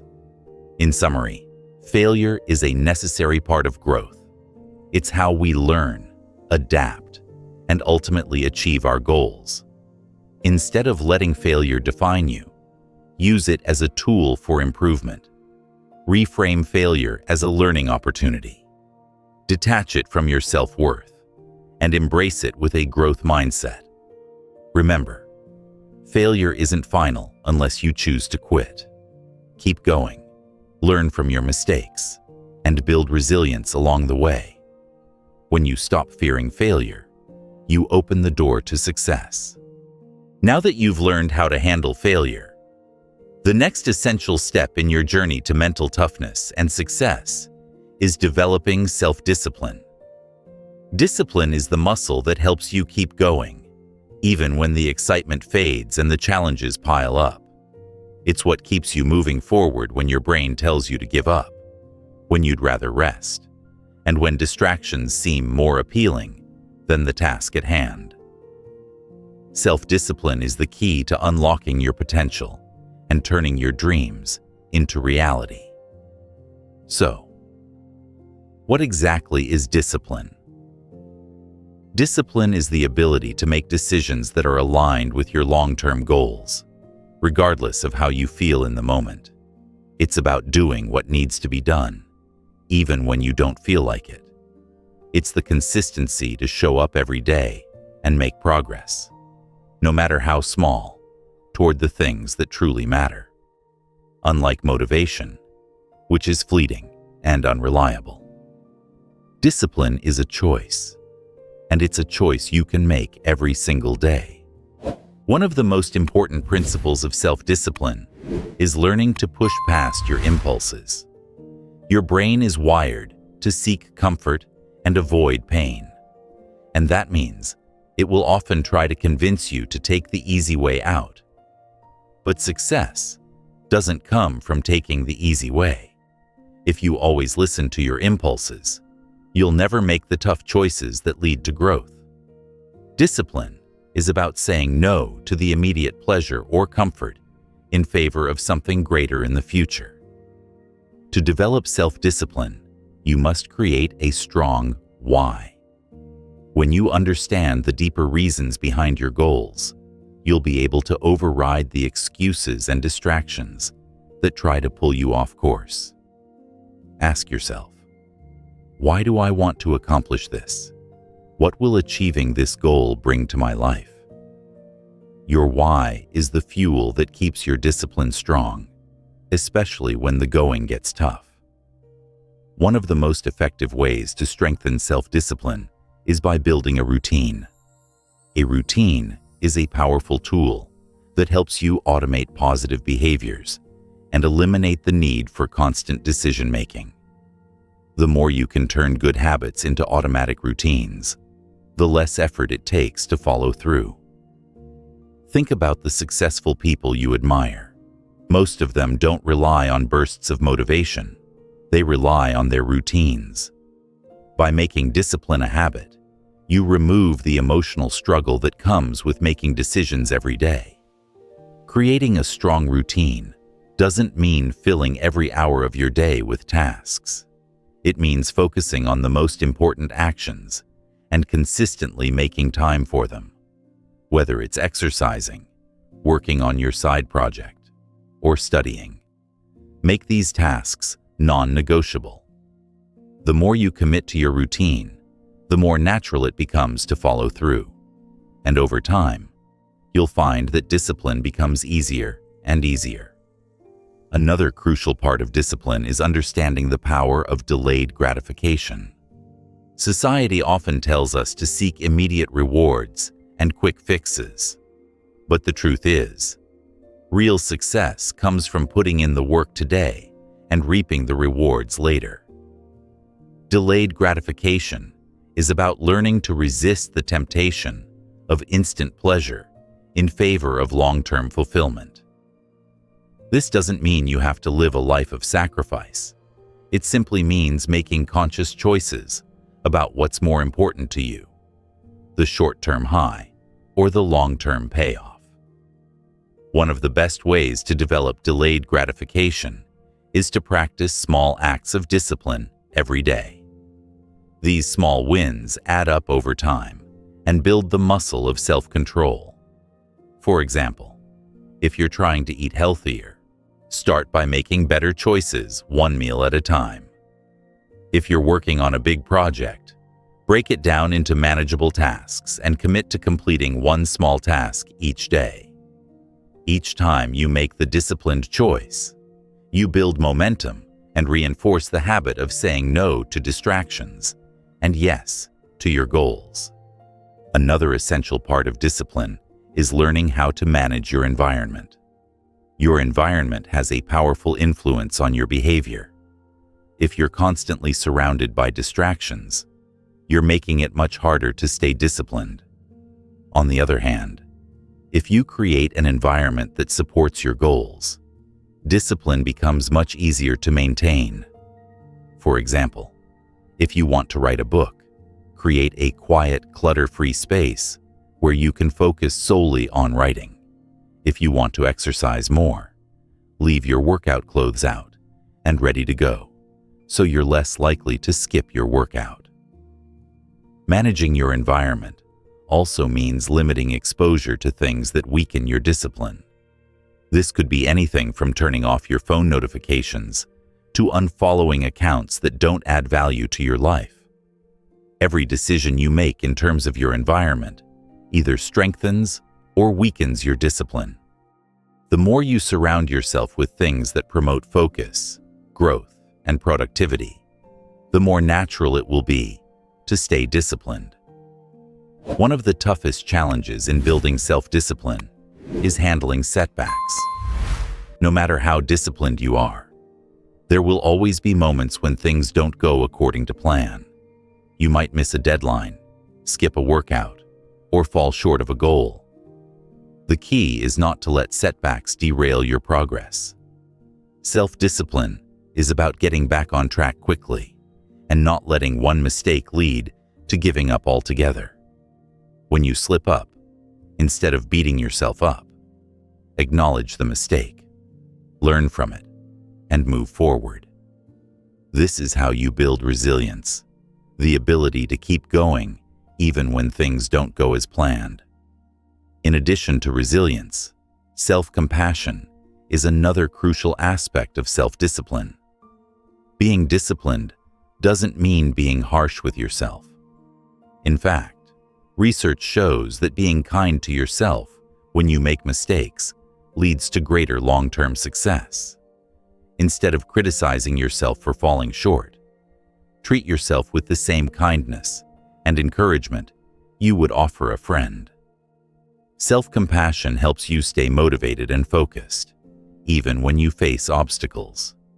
Ultimately, self-discipline isn't about perfection. It's about showing up consistently and doing what you know is necessary to reach your goals. Discipline is the difference between dreaming about your future and actually creating it. The more you practice discipline, the stronger it becomes. It's a muscle that, when exercised consistently, can help you overcome any obstacle. Here's a final thought. Self-discipline is the bridge between goals and accomplishment. It's the force that turns your ambitions into reality. With discipline, you can make steady progress toward any goal, no matter how big or challenging. It's the foundation of success, and it's something you can cultivate through consistent effort, smart strategies, and a willingness to keep going, no matter what. In summary, building self-discipline is essential for success. It requires creating a strong why, developing positive habits, practicing delayed gratification, managing your environment, handling setbacks, and showing self-compassion. Discipline is not something you're born with. It's something you can develop over time. By practicing small acts of discipline every day, you can train your mind and body to stay focused and committed to your goals. Discipline is the key to unlocking your potential, and with it, you can achieve anything you set your mind to. The final pillar of mental toughness and the key to sustaining your progress is building a deep level of mental resilience. Resilience is the ability to recover quickly from setbacks, adapt to challenges, and continue pushing forward in the face of adversity. This is what separates those who ultimately succeed from those who give up halfway through the journey. We all face difficult times. It's easy to assume that success is about avoiding problems. But the truth is, every successful person has faced obstacles. The difference is not that they avoided the challenges, but that they were able to persevere in the face of them. Resilience is about cultivating the mental strength to stay the course, even when the road is rough and the end seems far away. One of the first steps in developing resilience is to change your perspective on challenges. Instead of seeing challenges as threats, start viewing them as opportunities for growth. When faced with a difficult situation, instead of focusing on the obstacles, ask yourself, what can I learn from this? How can I use this experience to become stronger? This shift in mindset can make all the difference in how you approach adversity. One common barrier to resilience is the belief that things should be easy. We live in a world that often promotes instant gratification and quick fixes, but success rarely comes overnight. Most achievements are built slowly, through consistent effort, trial, and error. If you expect the road to be easy, you'll be discouraged every time you hit a bump. Resilience comes from accepting that challenges are a natural part of the process. Instead of avoiding them, embrace them as necessary steps on your journey to success. To build resilience, you need to learn how to stay calm under pressure. When life throws you a curveball, your immediate reaction might be to panic, overthink, or stress out. But the most resilient people are those who can stay calm, take a step back, and think clearly in moments of pressure. When you can maintain composure, you're able to make better decisions, stay focused, and take appropriate action. One of the most powerful tools for maintaining calm is deep breathing. When you feel overwhelmed, take a moment to breathe deeply. This simple act can help slow your heart rate, clear your mind, and bring you back to a place of calm clarity. Another essential component of resilience is embracing discomfort. Often, we avoid difficult situations because they make us uncomfortable. But discomfort is where growth happens. When we push ourselves outside of our comfort zones, we build the mental toughness needed to face even bigger challenges in the future. Resilient people don't avoid discomfort, they seek it out. They understand that the more uncomfortable a situation feels, the more opportunity it provides for growth. The key is to train your brain to see discomfort as a stepping stone, not a barrier. One of the best ways to build resilience is through practice. Just like any other skill, mental resilience is something you can strengthen over time. You don't become mentally tough overnight, but you can start small and build up. Every time you face a challenge and persevere, you strengthen your resilience.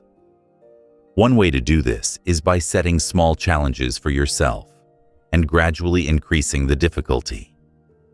As you overcome each challenge, you prove to yourself that you are capable of more than you thought. Over time, this practice will build your mental resilience and prepare you for even greater challenges. A crucial aspect of resilience is having a strong support system. It's easy to think that resilience is about being tough and independent. But the truth is that we all need help at times. Surrounding yourself with positive, supportive people can make all the difference when you're facing tough times. Whether it's a mentor, a friend, or a family member, having someone to lean on during difficult moments can provide you with the strength and perspective you need to keep moving forward. Don't be afraid to ask for help or share your struggles with others. Vulnerability is not a weakness. It's a strength that helps you grow and build resilience. Another important aspect of building resilience is to focus on what you can control. It's easy to get overwhelmed by things outside of your control, but the key to resilience is focusing on what you can change. When faced with a difficult situation, ask yourself, what can I do right now to move forward? Focusing on small, actionable steps can help you stay focused and avoid feeling paralyzed by the bigger picture. By taking control of what's in your power, you can move forward even in the most challenging circumstances. Another way to develop resilience is to reframe your self-talk. Often, when we face setbacks or failures, we're quick to criticize ourselves.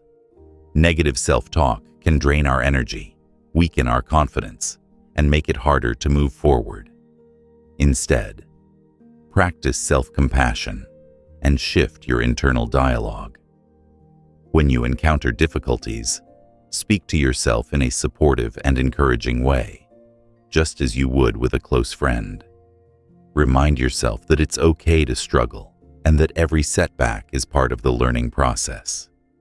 By changing how you speak to yourself, you'll find it easier to stay resilient in the face of adversity. Finally, remember that resilience is about being adaptable. The road to success is rarely a straight line, and it's important to remain flexible and open to change. When faced with an obstacle, it's natural to feel frustrated or discouraged. But the most resilient people are those who can adapt and find new solutions when things don't go according to plan. Instead of fixating on the problem, focus on what you can do next to overcome it. Flexibility and adaptability are key components of resilience, and they will serve you well as you face life's challenges. In summary, building mental resilience is about embracing challenges, staying calm under pressure, pushing through discomfort, and practicing self-compassion. Resilience is not something you're born with. It's something you can cultivate. By facing challenges head-on, reframing your mindset, and focusing on what you can control, you'll become more resilient and better equipped to handle anything life throws your way. With resilience, you can overcome any obstacle and keep moving forward, no matter how tough the journey gets. As we close this audiobook, let's take a moment to reflect on the journey you've just completed. You've learned how to break through the barriers that once held you back, how to take action when fear or discomfort would have previously stopped you. You've learned that growth doesn't happen in a vacuum. It's built through consistent action, resilience in the face of setbacks, and the courage to push forward despite challenges. This is your new foundation, a foundation built not on feelings or motivation, but on habits, principles, and the mental strength you've developed throughout this process.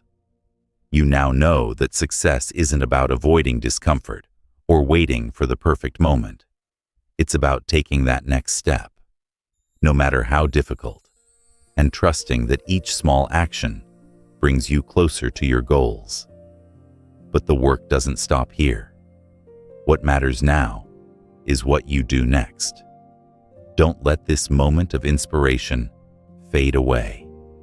Apply what you've learned, whether it's starting your day with the hardest task, holding yourself accountable, or embracing discomfort as a sign of growth. It's in the consistent repetition of these small actions that you'll continue to see progress. Remember, you don't need motivation to move forward. You just need the discipline to act. Life will throw obstacles your way, but you are now equipped with the tools to face them head-on. Every challenge you face is an opportunity to prove to yourself that you have the strength, resilience, and mindset to overcome it. So, take what you've learned and run with it. The next hard thing you face, take action on it. Don't wait for the perfect moment, because that moment is now.